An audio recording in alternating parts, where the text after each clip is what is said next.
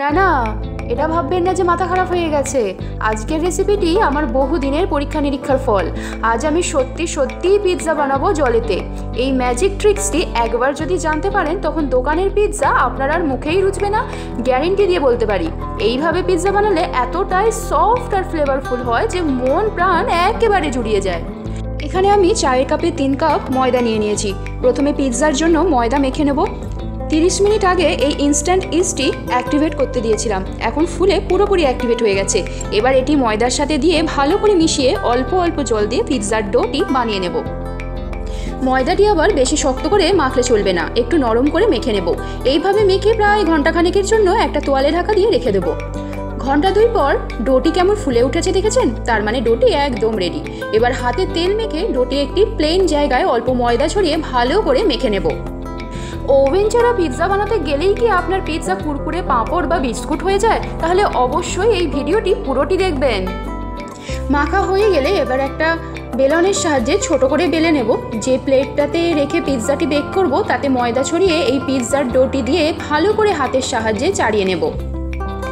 এবার একটা কাঁটা চামচের সাহায্যে বেশ কয়েকটা ফুটো করে নেব। ডোটির ধারে ধারে এভাবে কিছুটা পাতলা সরু করে কেটে রাখা চিজ দিয়ে ভালো করে ধারটা মুড়ে নেব। একটা চামচের সাহায্যে পছন্দ মতো পিৎজা সস চারদিকে ভালো করে মাখিয়ে নিতে হবে। আমি এখানে হোমমেড পিৎজা সস ব্যবহার করেছি, রেসিপিটি লাগলে জানাবেন।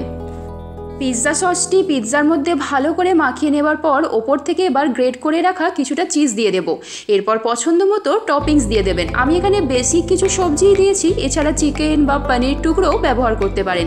সব সবজিগুলো ভালো করে ওপর দিয়ে সাজিয়ে আরেকটু গ্রেট করা চিজ ছড়িয়ে পিৎজাটি রেডি করে নেব।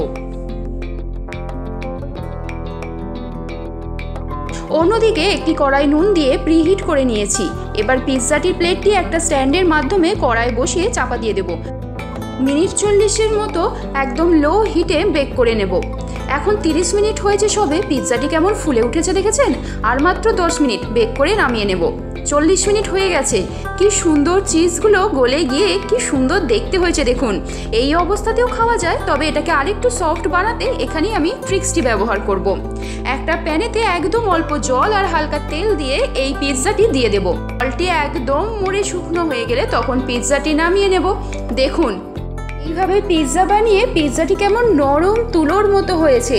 যেমন গন্ধ তেমন টেস্ট। বাইরের বানানো পিৎজার বদলে বাচ্চাদের এইভাবেই বাড়িতে বানিয়ে খাওয়ান, তারাও সন্তুষ্ট হবে আর আপনিও ভালো জিনিস তাকে তুলে দিচ্ছেন বলে আপনিও সন্তুষ্ট হবে, দুজনেই খুশি। পিৎজাটি বানিয়ে জানাতে ভুলবেন না কিন্তু আপনার কেমন লাগলো।